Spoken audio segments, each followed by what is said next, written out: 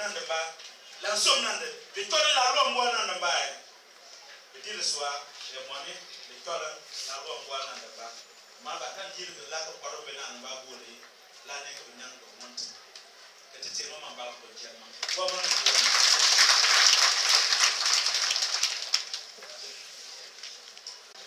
moi, tu as pour sommes Nandamba. Yalamba j'étais net que tu es mort boire et tu es que tu me boire et n'en pas de bien.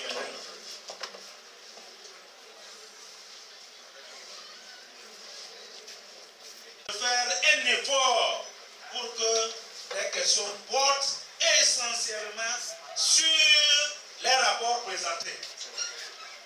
Ça, je vous en prie, je nous en prie. Il faut qu'on fasse cet effort-là. Que les rapports portent essentiellement sur les rapports présentés. Pardon, que la question porte essentiellement sur les rapports présentés. Merci beaucoup.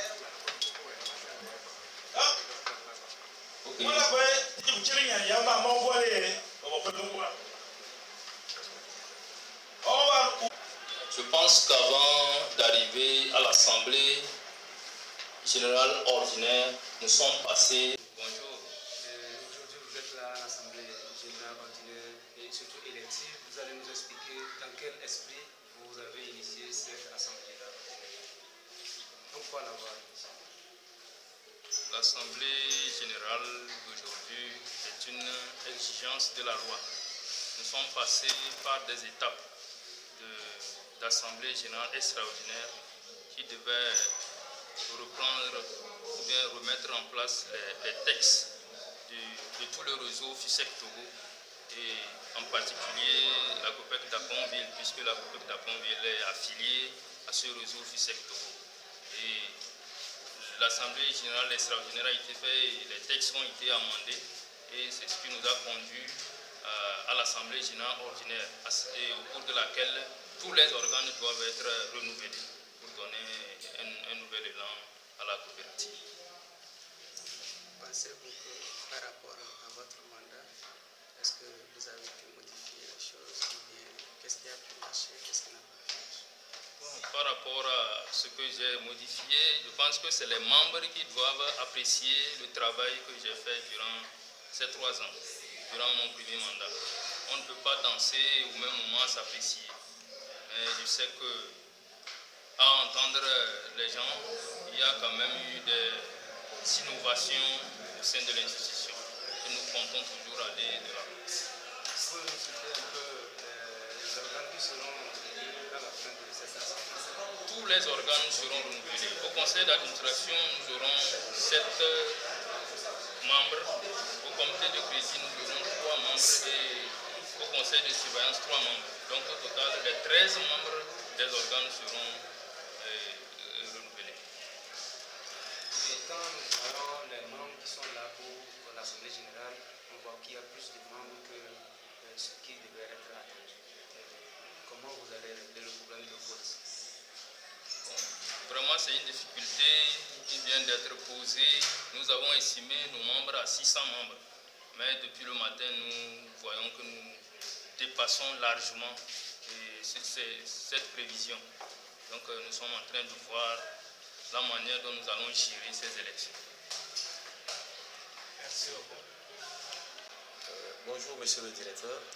Bonjour, monsieur. Vous êtes toujours en Assemblée générale. Est-ce que vous pouvez nous donner en quelques mots quel est l'état de santé de la COPEC d'Aponville?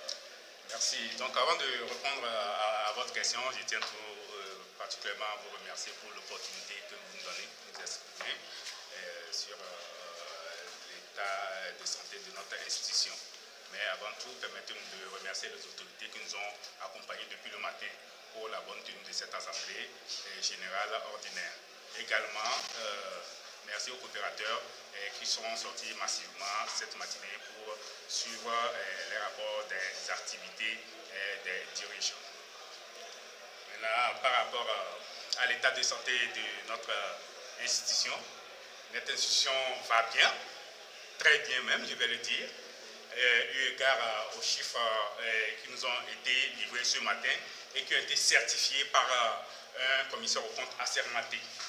Donc prenons l'effectif des membres effectifs ont évolué sur la période 2012-2013 de 13% par rapport à l'effectif. Les dépôts également ont connu une croissance de 16%. L'encours de crédit a connu une croissance sur la même période de 17%. Et pour corroborer tout ça, là, le taux de capitalisation qui constitue le socle même de notre institution est passé de 9% à 12%. Et l'actif, c'est-à-dire le patrimoine de l'institution de la COPEC est parti. On était à moins de 11%. Aujourd'hui, le taux de variation est sur l'ensemble des chiffres à 16%. Donc voilà les éléments qui nous permettent de confirmer, d'infirmer bien que notre institution va très bien. Et également, eu égard à la mobilisation de ce matin, vous avez vu, là, ça n'a pas pu continuer. Tous les coopérateurs, ils sont à plus de 600-700 membres qui ont répondu à notre appel. Oui, par rapport à tous ces chiffres-là, quelles sont les dispositions que la COPEC prend pour ne pas tomber dans les mêmes travail que les autres microfinances et les espaces de crédit qui actuellement ont de gros problèmes? Aujourd'hui, vous êtes pas sans savoir que nous sommes régis par une nouvelle loi, la loi 2011-009 du 12 mai 2011, qui régit les systèmes financiers décentralisés. Et par rapport à cette nouvelle disposition, il y a un article que nous avons, l'article 44, qui régit les institutions d'une certaine maturité. C'est-à-dire les institutions qui ont un niveau de dépôt, un niveau de crédit à plus de 2 milliards. Aujourd'hui, la COPEC d'Aponville, la FISEC d'Apon, est dans cette catégorie d'institutions qui sont régies par cet article. Et par rapport à la nouvelle loi, il y a des dispositions sécuritaires qui sont prises à l'interne, aussi bien qu'au niveau des instances. D'abord, à l'interne, nous avons un dispositif de contrôle interne qui est là. Un auditeur interne est mis en place dans l'institution pour contrôler le travail opérationnel quotidien du personnel. En plus de ça, nous avons le service audit de la FISEC Togo aussi qui vient pour nous contrôler.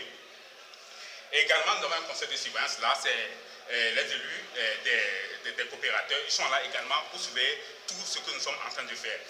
Par rapport à notre position, il faut dire qu'aujourd'hui, la BCAO, la commission bancaire, peut venir faire des contrôles au niveau de la COPEC d'Aponville. Ensuite, il y a un commissaire au compte qui a été désigné sur 3 ans. Donc le commissaire au compte vient faire un contrôle et certifier le compte. C'est d'ailleurs pourquoi aujourd'hui, on a eu le rapport du commissaire au compte qui a certifié le compte. Par rapport au dispositif, pour sécuriser maintenant l'épargne des membres, il y a un fonds qui a été mis en place, qui doit construire un certain pourcentage de l'actif. Et aujourd'hui, nous avons ouvert ce fonds à 100%.